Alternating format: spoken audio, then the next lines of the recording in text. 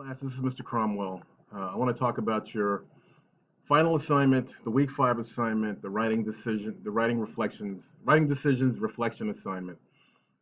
Okay, this video might be a little long because that assignment is pretty detailed, but I encourage you to do your best on it because you will get a digital badge if you get at least a 74% on that assignment.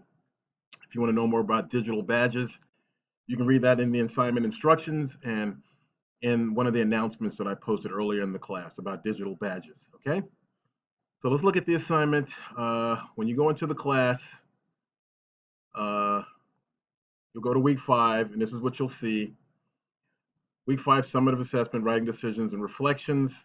Reflection means to look back on what you've done, think about it, think about how you can improve, think about what you liked, you didn't like. It just means it's a thought process, okay? And it's also followed by some actions sometimes, which this assignment is going to call on you to do. All right, but to reflect means to think about what you've done, how you did it, how you can improve.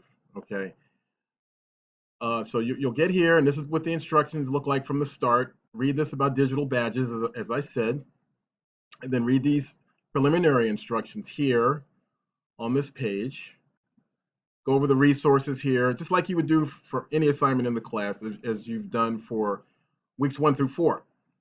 But the main thing you want to focus on, the assignment you're going to have to complete is right here. It says complete the writing decisions, reflection activity, document, which is right here. Okay. So I've already opened that up. You're going to click on that when you get in here. I've already opened it up. I'm going to open it up here. This is what the document looks like. This is what you're going to complete for the week 5 assignment. You'll see early on there are instructions that you also have to read, but what you have to fill in and complete are questions 1 through 10. This is what you're going to submit. Okay, so we'll go over those in a second. Let's look at the top first. This is very important, this first sentence. Okay, pay attention. Select at least 3 of your completed journal entries, discussion posts, and assignments from this course to use for this assignment. Okay, that's a 3. When it says 3, that means 3 total out of those different things, categories that you covered in the class. Not 3 journal assignments, 3 posts, and 3 assignments. Not 9, but 3 out of all 3. Okay, so you can choose 1 journal entry, 1 discussion post, 1 assignment, or you can choose 3 journal entries, 3 discussion posts. However you want to make up your 3, that's up to you, okay? But just a total of 3, not 9, not 6, a total of 3. So in other words, choose your best work in the class, the things you're most proud of, 3 of them, okay, to reflect on for the remainder of the assignment, okay? That's very important because a lot of students ask, well, do I have to pick 9, 6? How many do I have to pick? A total of 3. Just pick the 3 you like the most, okay? And then go from there, all right? After you do that, you have your 3, read the samples you selected, okay, and write notes to answer the following questions. You don't have to answer these questions. These questions are just to get you thinking about what you liked about them, what didn't seem right, the feedback. So when you answer these questions in your mind or write them down before, you want to do that before the second half of the assignment. So you'll have them written down to respond down here to questions 1 through 10, which is what you have to fill out. All right, so after you do that, read the samples you selected, the 3 you chose.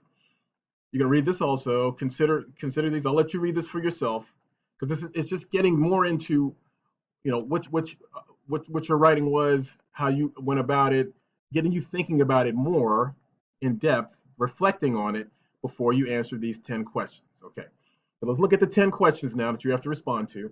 I would like you, if possible, to put your responses beneath the question that says enter your response here, put them beneath here, and also if possible put them in boldface so they'll be distinct from the questions themselves. Okay, so write your response and then click on it, highlight it, and boldface it. That's always helpful. Okay, so I got to hurry up. I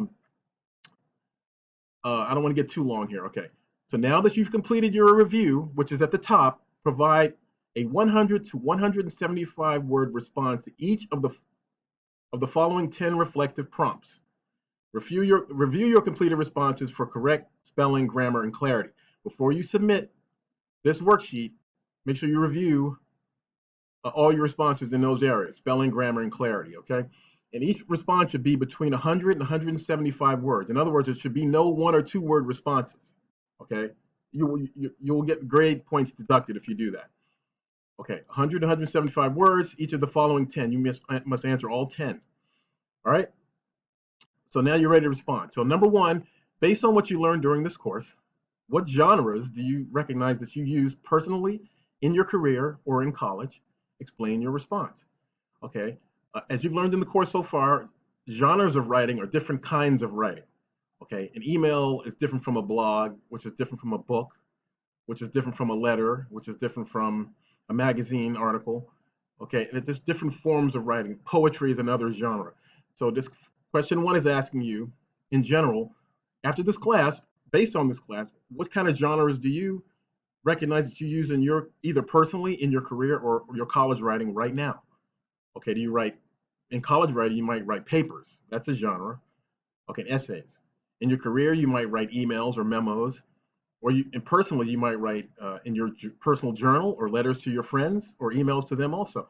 So it's basically trying to get at what kind of writing you do now in general, okay, in your own personal life. You can answer all 3, personal, career, and college, or just pick one and focus on that, okay? All right, now that you've done that, number 2, what audiences do you think you will primarily address in your academic and professional careers? Okay, so who are the people do you think you will be writing to after the class is over in your academic career? Will there be teachers, instructors, professors, fellow students? In your professional career, will there be coworkers, bosses, so and so? Okay, that's pretty straightforward there. Okay, number 3, what was your favorite written work you created in the course and why? Okay, include a quotation or description from that written work in your response and indicate which assignment it is from. Okay, that's pretty straightforward too. So look up, identify your favorite work in the class. Was it from an assignment, a discussion post, a journal, one of your journal submissions, and identify and explain why you liked it, and include a quote if you can. Okay. Number 4, why might your favorite written work from this course that you identified in question 3 be effective for your readers?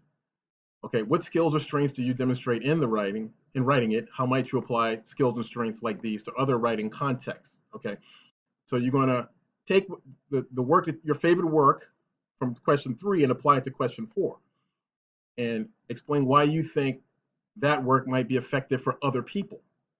Okay, also, what skills and strengths did you demonstrate in writing it? Okay, how might you apply those same strengths to other writing contexts? So if you had a favorite journal article and you felt that you got really deep into your own thinking and you learned something about yourself, how might other people respond to that? How could that help other people? And how can that help you in other writing contexts in the future? Okay, maybe you want to write a novel or some poetry and you learn from your journal experience in this class to get deeper into your thoughts. Okay, so that's basically what it's asking you to do. Okay, but 3 and 4 are related. Keep that in mind. Okay, number 5, what patterns did you notice in the feedback you received during this course? Does the feedback tend to focus on audience, genre, structure, content, language, voice, or grammar? What feedback meant the most to you? Share or describe the feedback. How might the feedback help you to improve your writing? Okay, these are a lot of questions here, and you must respond to all the questions here in each prompt. Okay, don't just read question 1. What patterns did you notice in your in the feedback you received during this course, and just enter your response based on that question.